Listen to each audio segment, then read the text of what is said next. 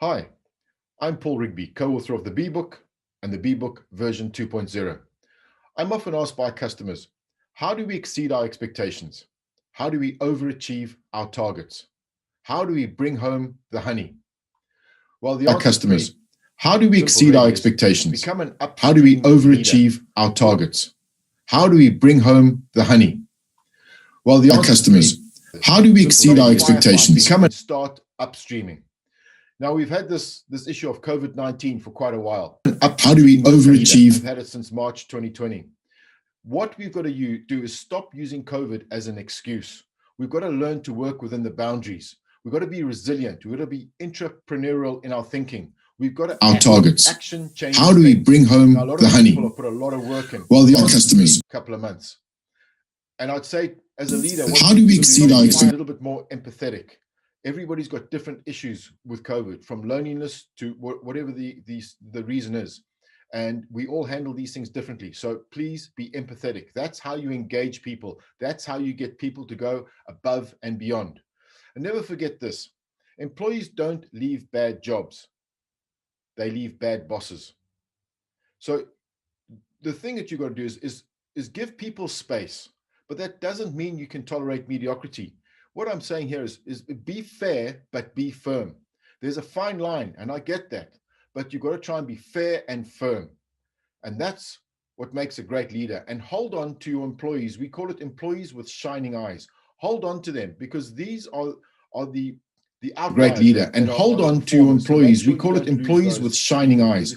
Hold on to them, because these are the great leader. And hold on to your employees. We call it employees with shining eyes. Hold on to them, because these are equation.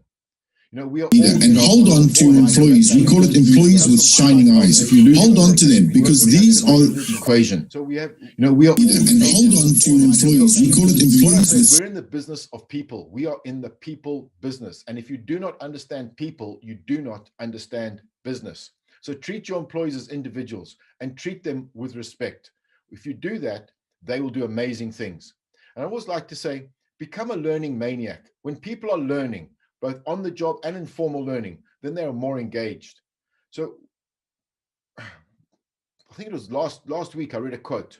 4 years, it was in Harvard Business Review, and it said, in 4 years, you'll have to relearn 30% of your job. That's quite a powerful statement. So I'll just leave you the thought: learn, unlearn, relearn.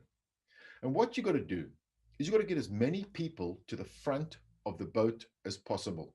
You know, look at who are your paddlers, who are your passengers, and who's trying to sink your boat. You've got to engage them. Try and get as many people to the front of the boat as possible through whatever method. And we discussed that in Be Engaged workshop. I always like to say, be tough on the issue, be tender on the heart. And for those who refuse to change, the message is clear. I'm talking about the people where you've put in as much effort as you can, but they just refuse to move. In the book, the character is called Leg Bottom. He's got 20 years experience, 1 year, 20 times. And he just refuses to have an open mind and look at new ideas. So these people, we've got to give them what I call a managed exit. You get rid of them in the correct way, of course. You do it legally and legitimately, and you do it with a bit of empathy as well. What you got to do is you got to make the big decisions. That's why you get paid the big bucks. And if you don't, then what? You know, having different rules for different people is a major disengagement activity. You saw the previous slide where 20% of the people are at the front of the boat. These are the 20% of the people giving you 80% of the output. We want to try and get 40% of the people giving us 160% of the output. So we need to think seriously about how we treat everybody and whether we tolerate bad behavior, mediocrity, etc. Think about that. If you don't tolerate bad behavior and mediocrity, you have a higher chance of achieving your results. I often say to people, when is a good time to change? You know, try these. No thanks. We're busy. We don't see the trees for the forest, as they say in English. Yeah? Change is hard. Implementing the strategies in the next financial year, it's going to be tough. How do you do this? Well, you've got to win over the hearts and the minds of employees. Ensure people see it and feel it. If they cannot see it and they cannot feel it, you will probably not achieve the changes that you want. You won't reach your expectations. So when is a good time to change? Now. It's always a good time to change. But sometimes we don't see why. You've got to allow people to see that the future is better than the present. And the way you do this is to stop firefighting and start upstreaming as a leader. And some people will know this story about Buzz the Bee walking along the beach. A whole lot of starfish had been washed up on the beach, and he was throwing them into the sea one at a time. And an old man was walking along on his daily walk, and he said to Buzz, "Hey, what are you doing?" Of course, Buzz said, "I'm throwing these into the sea." He says, "But it won't make a difference." And as Buzz threw the next one into the sea, he said, "It'll make a difference to this one." And he picked up another one, and he said, "It'll make a difference to this one." And that's really the whole thing about being a great leader, is helping people see that they can all make a difference. I like to say we are all leaders of change. We do it in what I call the inch pebbles versus the milestones, one small step at a time. We can't change the whole world today. We can't change the whole business today. But if we start doing it in small inch pebbles, by the end of the year, imagine what we could achieve. So please remember the starfish story. Now, there'll always be those that have hundreds of excuses as to why they cannot or do not want to change. In the B book, we call the character leg bottom. I like to call them neg ferrets. Yeah, the negative people, they just have hundreds and hundreds of excuses.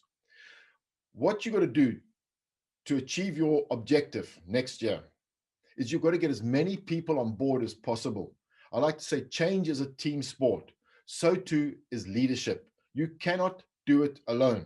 You've got to work as a team to achieve it. And if you do that and everybody's clear about their objectives and they buy into the objectives and they can see and feel their objectives, you have a higher chance of achieving your objectives. But it won't be easy. It's like pushing water uphill with a fork. You know, sometimes it just feels that you're doing this all the time. I get that. It's tough. You know, if change was easy, everybody would be changing, right? And anytime you try something new, it's going to take extra energy. So look to your colleagues for support. Collaborate, collaborate, collaborate. Remember this: information is not transformation, and you cannot deliver the objectives on your own. You need to disseminate the information, because information is power, but holding the information is not power. Disseminating the information is power. This is what great leaders do. And you need to keep the urgency up. You need to make sure that urgency is the foundation of everything you're doing, because without urgency, you're going to struggle. And you need to overcome what I call paradigm paralysis. Like leg bottom, you can't see beyond the forest. Yeah. So you need to help push this water uphill, and you cannot do it alone. You need to work across cultures, across departments, across sites, across offices, across countries. That is how you will achieve your objectives. And of course, everybody talks about the silos. We need to break down the silos. Silos are not good for business. They are obstacles that are in the way of progress.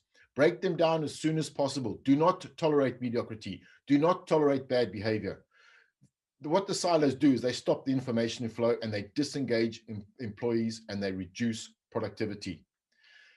What you also need to do is have a great story. All leaders have a great story. In this case, the elephant story, you got the 5 bees and they're blindfolded. Now, each bee will go back to the hive with a different story about the same thing, but no one will give a story about the elephant. One will tell a story about the tusk, for example, one about the ear, one about the tail, etc., one about the trunk, one about the foot.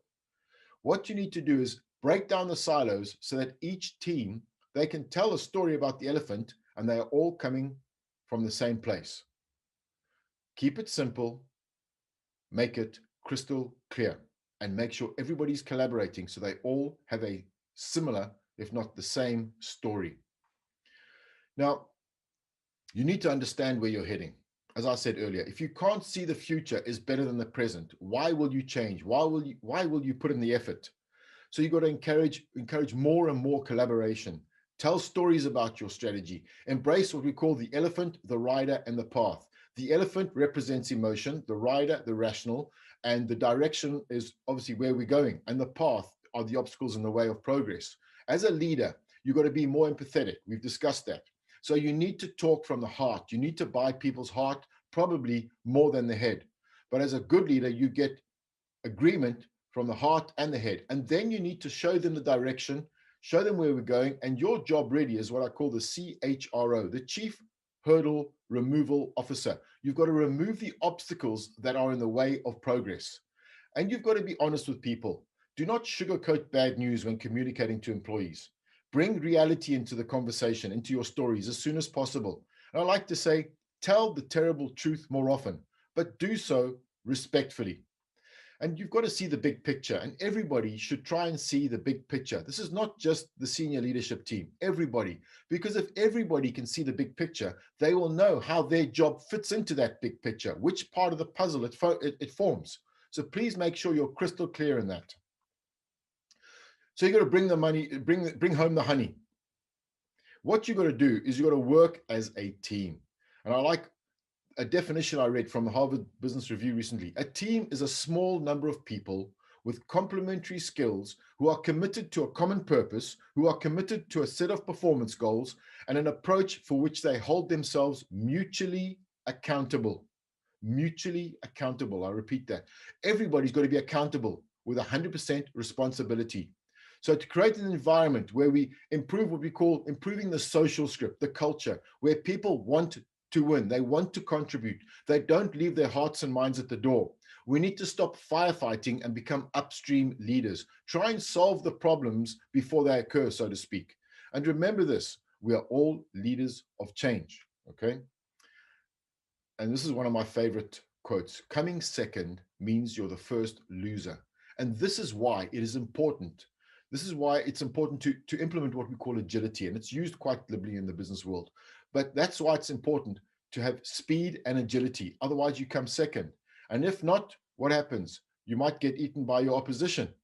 You know, we need to be more agile. Agility is to quickly reconfigure strategy, structure, processes, people, and technology towards adding value. And if anybody says that we're moving fast enough in business, I'd like to know who they are. Because as far as I'm concerned, and you may agree or disagree with me, but no one is moving fast enough. Look at how rapidly things are moving, especially like in the year 2020. Look at how people have changed their business and modified. So how do we get our results? Well, we've got to move at the speed of business. We've got to stop tolerating mediocrity everywhere. We've got to realize that today's best may not meet tomorrow's challenges. We need to keep up the urgency. We've got to act like an upstream leader. We've got to communicate, collaborate. We've got to disentangle the organization, so to speak. We've got to break down the silos. And we've got to encourage our teams to have more people with shining eyes, people who want to be here, who want to make a difference. And if we could do some of those things, I think we'll have a high chance of obtaining our results. But please don't forget to have a bit of fun along the way. Fun is good. Now, the last thing I'd like to approach, almost closing here, is to deal with uncertainty. In this uncertain world, you must become comfortable with uncertainty. That is why leaders are employed. We are employed as leaders to deal with uncertainty, but we must not lose focus. Uncertainty is why we're here.